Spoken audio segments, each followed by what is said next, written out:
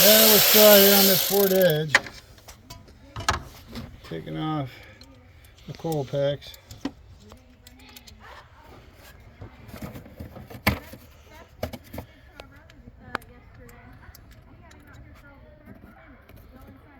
How's everybody doing today? We're having fun. This is dreaded. We were dreading this one all week. No easy job. So when you pull these out, twist, twist, pull. One, twist, twist, pull. Twist, twist, pull. Yeah, so that's, you take them exactly the same way you took them out.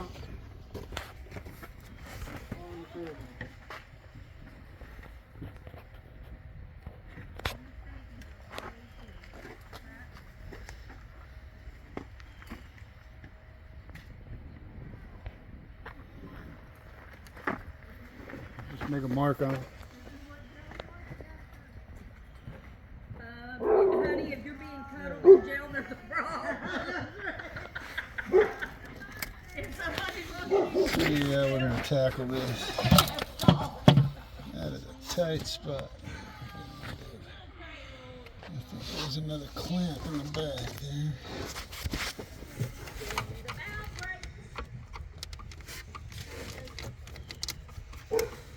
Why don't you use a stand, right? Because I'm moving too much. Getting hit by trees. So when you're diagnosing something, 3 rule of thumb. Look, listen, smell. The 4th one is, oh shit, it's broke. Run. Yeah, but look, old timer told me that one time. Look, listen, smell. The car's always going to tell you what's wrong with it. You can get the fancy computers out, but it's always going back to basics. Still spark, fuel, and air. Doesn't matter how much computer stuff they put on it. It's always the same. That's going to be fun to get that one out. I'm going to get a pair of... Yeah. Yeah, go ahead and pause it. Pause it. I'm going to hit it with some brake clean first, let it dry, because then it's not oily. If I can find the dang end.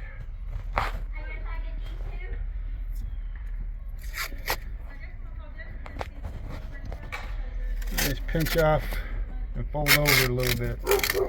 Makes it a lot easier to take off.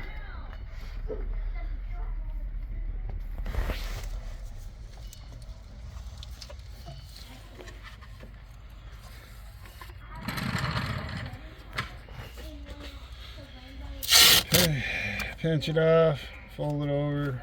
There you go.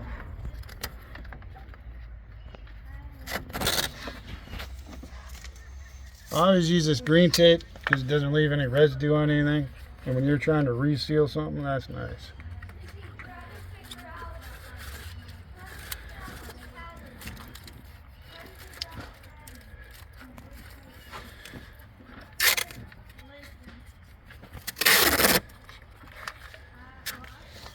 Yeah, now we gotta weasel that thing out of there. That's gonna be fun.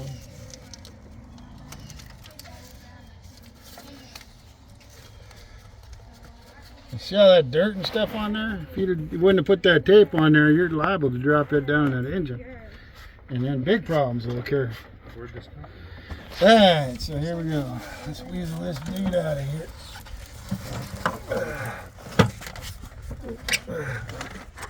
And there's the intake. Fun, fun. So if you ever have one that's been overheated, you're looking for, if these are like look melted, and that's a good tell that you blew a head gasket. If these aren't melted, you're okay.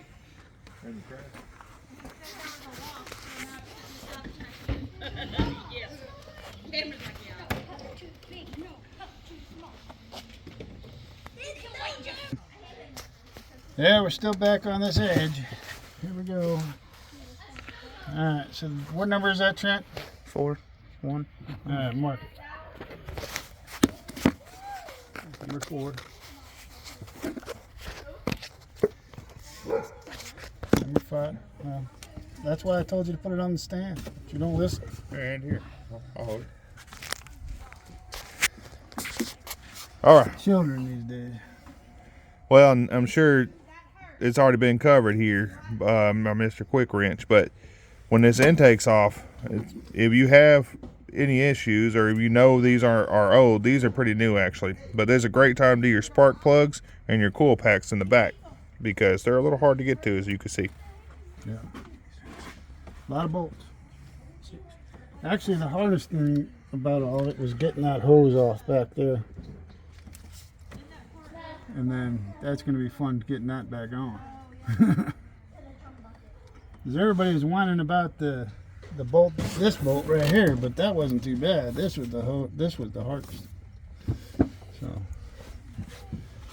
So far, we ain't even begun this. That's number 6. Alright, so we're at the point of pulling all these. These always freaking break, man. There's no real easy way to take those off. And these are injector wires. Yeah. I was hoping that harness would unplug and then drape over, but Hang on. Hang on. we're videoing. I can pause it. So yeah, you put a screwdriver underneath these and just work them up. They break every freaking time.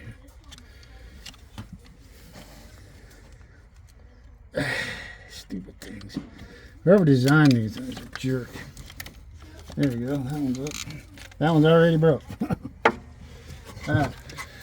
Go put this in the cardboard. Draw 3 more circles and put. So what I'm imagining you're gonna do here is you're gonna undo this one, and then kind of just lay this whole harness out of the way. Yeah. Okay. Yeah, we're gonna try that. Well, it looks like you're gonna undo each injector as well on this fuel rail. Undo it back here and then lay it this way. You don't really want to mess with them injectors. No. Because I've had a lot of, once you pull these off, I've had a lot of problems with them. Getting them to seat. Well, yeah, because there's a little plastic thing in here that when you push down, it swells up a lot, and it doesn't want to clip on. So you get it all back together, go down the road, and then you've got a misfire, and then you got to diagnose that. So let's see here. This is a fun one.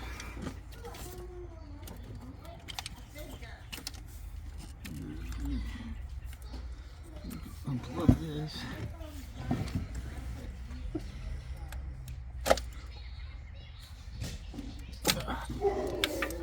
And we just lay all this up here and then we'll zip tie it. That's probably the best idea on that intake, because we just got to pull these off, put a cam tool in there to hold the cams.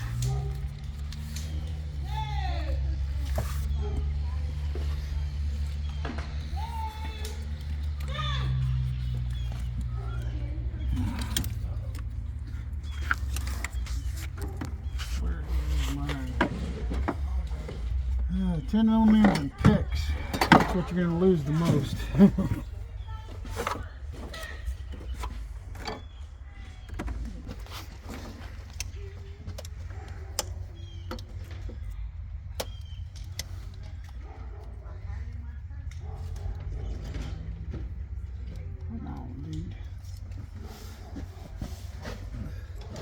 That's a push or pull there.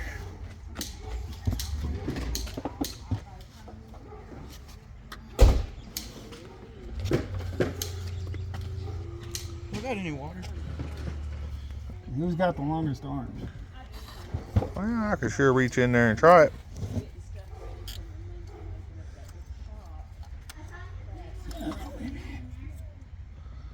I never did like them blue clips.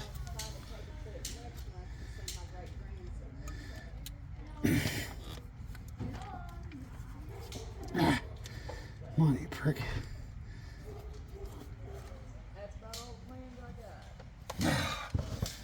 Now I'll have to spray some juice on it.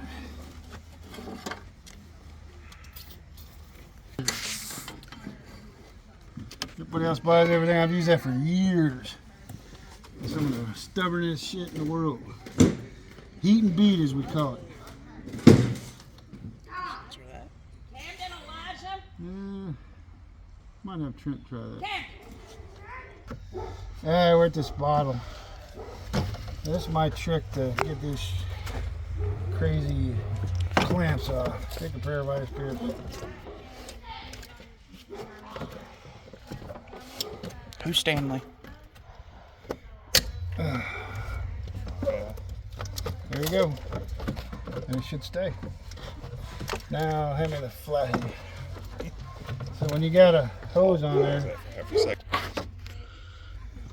grab some zip ties, Trent, and I will hold the phone. Or you got them already. There you go. I'm gonna zip tie all this up out of the way. And when you're doing that, because you're gonna have other zip ties here, leave your tails on so you don't remember which one you did. And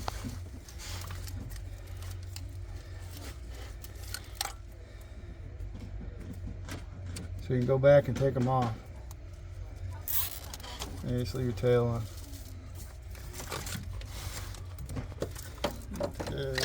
Take that. I probably have to take these two off here.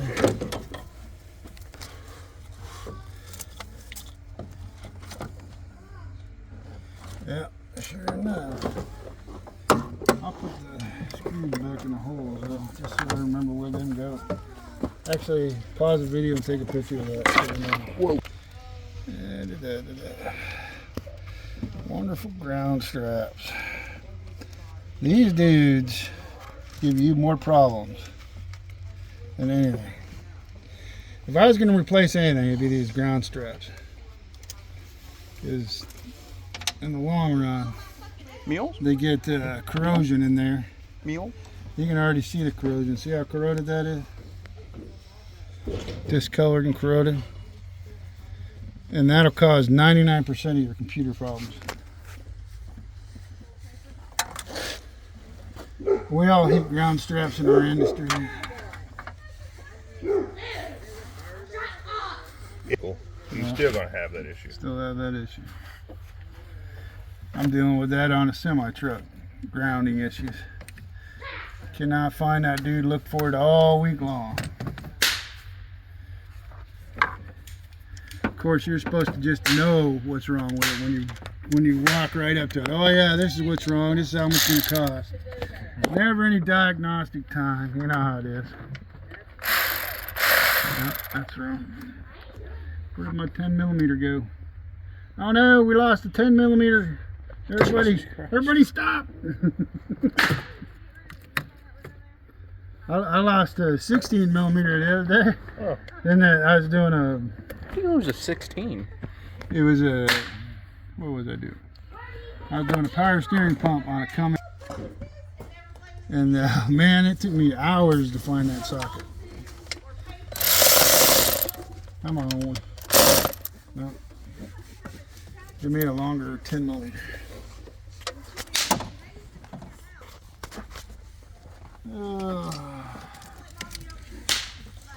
I can see why they hate this job.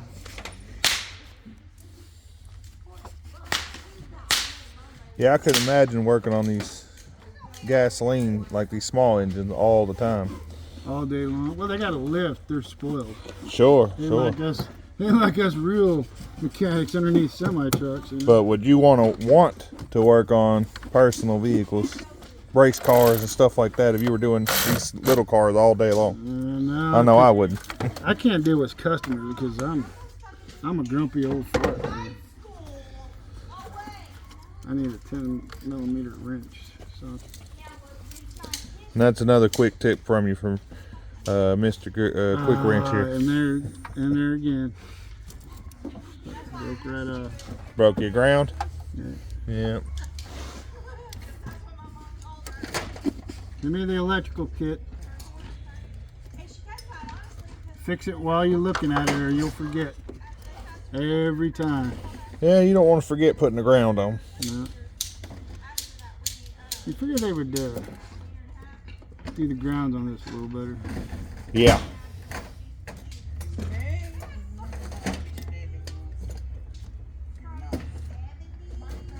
I might be standing on the. No. I've got a Just kit. seemed a bit heavy for the length. I'll say I've got a kit in there if you need it. I know. Looks Yeah, like I you just got a need bigger I kit. just need a round one. I don't know if I have it. Set it on the table. That's all we have it here.